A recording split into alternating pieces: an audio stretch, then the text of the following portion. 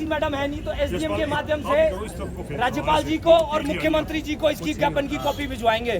तो इसमें हमारा सबसे पहले जो सबसे बड़ा मुद्दा है, मेन विषय जो है वो है अखाड़ा बाजार के रामगली में जो अवैध मस्जिद बनी है उसको हमने तुड़वाना है। हमारा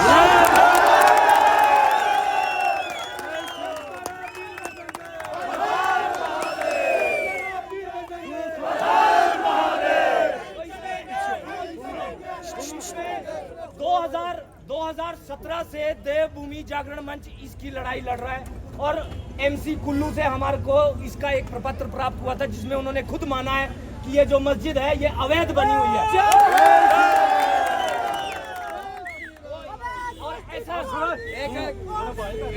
सूत्रों से ये भी जानकारी मिली है कि ये जो जगह है ये खादी बोर्ड की जगह है, ये जगह भी इनके पास नहीं है, तो जगह भी खादी बोर्ड की और ऊपर से मैप भी नहीं पास किया और है भी अवैध बना हुआ सारा, ये जरूर तोड़ना पड़ेगा।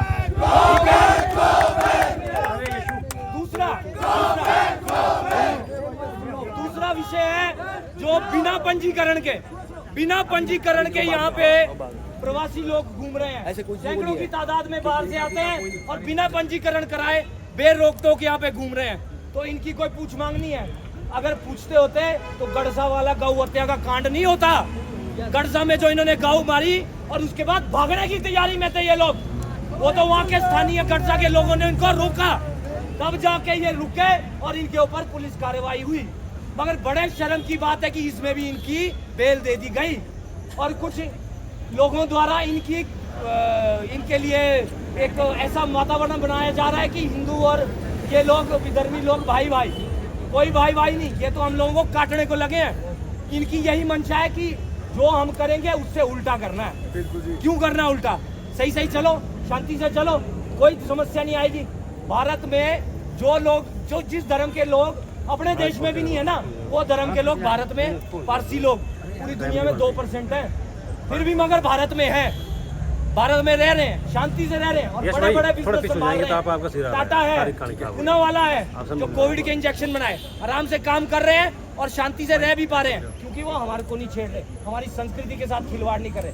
हमारी संस्कृति के साथ या हमारी कल्चरल वैल्यूज के साथ जो खिलवाड़ करेगा उसको हम छोड़ेंगे नहीं, यहाँ पे टिकने नहीं देंगे। शांति से चलो, फिर ठीक है। और तीसरा इसमें हमारा जो बिंदु है, जो किराए पे लोग रह रहे हैं, एमसी ने ऑथराइज किया होता है कि किराए पे 2 लोग 3 लोग रहेंगे एक कमरे में, एक फैमिली रहेगी 2 रूम सेट में 4-5 लोग। ये लोग सिंगल रूम में 5-5 से 10-10 लोग रह रहे हैं, तो किराए इन्होंने ज्यादा तो देने हैं और हमारे लोग उतने से किराए के चक्कर में इनकी बातों में आ जाते हैं और थोड़े से पैसे के चक्कर में इनको सब कुछ अपना जमीन दे रहे हैं। और ये आपको एक और बात बताऊं, मैं मनाली में कहीं कुछ ऐसे दुकानों का पता लगा कि 36 लाख रुपए किराया देते हैं ये। तो आप क्या सोच रहे हैं, आपकी दुकानें को किराया दे रहे हैं? ये सोच के बैठे हैं कि ये वक्फ के तहत बाद में हमारी ही हो जाएंगी, ये तो हम मूल दे रहे हैं, किराया थोड़ी है ये। 98 लाख रुपए किराया एक दुकान का। देखो भाई साहब बता रहे 98 लाख भी किराया है। हाँ, तो ये सोच के बैठे हैं कि ये दुकानें हमारी हैं, ये वापिस नहीं होगी, कोई वापिस नहीं होगी ये दुकानें, इनका ये मेन मंशा है, निकालना मुश्किल हो जाएगा। तो इस चीज के प्रति हमारे को जागरूक रहना पड़ेगा। और खाने पीने का जो सामान है, यहाँ पे आजकल बड़े सिद्धू मोमो वाले घूम रहे हैं, खाने पीने का सामान बेच रहे हैं। तो अभी हमने देखा, अभी ज्यादा से ज्यादा पता लग रहा है कि खाने पीने के सामान में ये लोग थूक या और भी कुछ दूषित पदार्थ लगा के खिलाते हैं। थूक तो इनके धर्म में ही है।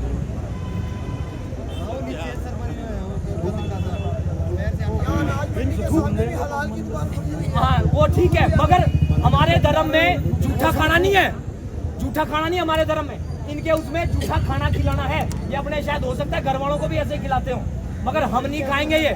तो इसके प्रति जागरूक हो जाओ और पता करके खाओ कि कहाँ खा रहे हो। और सरकार से ये भी मांग रहेगी कि जो जिसकी भी दुकान है वो अपना प्रोपराइटर का वो लगाए, वहाँ पे नाम लिखे, ताकि सारी चीजें साफ हों। जिसने जहाँ खाना है वो अपने हिसाब से खाए, हम क्यों जूठा खाएं? देवी देवताओं का प्रदेश है हमारा भारत जो है देश, देवी देवताओं ऋषि मुनियों का देश है। तो यहाँ पे सूच झूठ का तो हम बहुत ध्यान रखते हैं, तो इस चीज का ध्यान आप लोग भी रखें।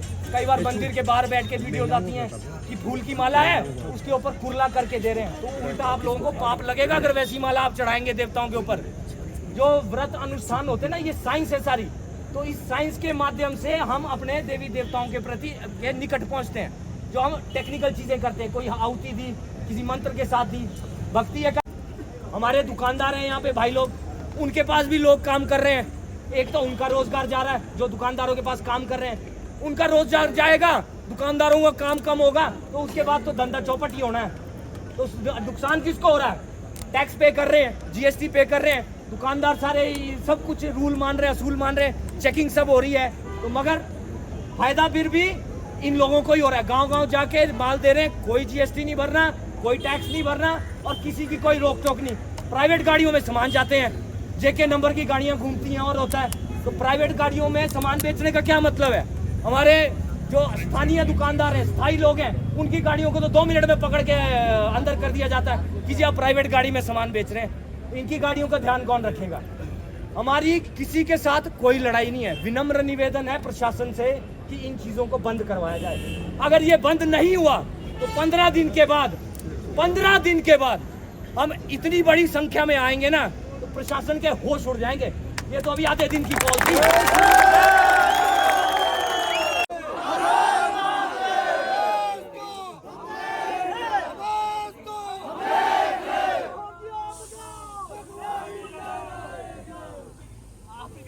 सत्रह टंके लगवा दे रहे हैं। लड़ाई का कारण, अशांति का कारण वो लोग हैं। हम तो कितने समय से रह रहे हैं यहाँ, हमने कोई शांति थोड़ी की। और पुराने टाइम से कभी आपने सुना, या तो होता था कि ये देवता की जमीन है या सरकारी जमीन है। ये वक्फ की जमीन है कब से आनी शुरू हो? ये क्या नया सिस्टम चल पड़ा कि वक्फ की जमीन है? जो लोग यहाँ के हैं ही नहीं, उनकी जमीनें कहाँ से आ रही हैं यहाँ पे? तो इस चीज का भी हम सब ध्यान रखें, ठीक है जी। तो 30 सितंबर आप लोगों ने भी चेतन रहना और आसपास की जनता को भी चेतन करना। आप लोगों को जैसे ही कॉल आए तो इस चीज के लिए एकत्रित हो जाना। कई बार होता है कि आपको पर्सनल फोन करके कोई नहीं बुला पा रहा है, तो उस चीज के बारे में सोचना नहीं कि पर्सनल छंदा लगेगा। ये किसी का पर्सनल काम नहीं है जी, ये पूरे समाज का काम है।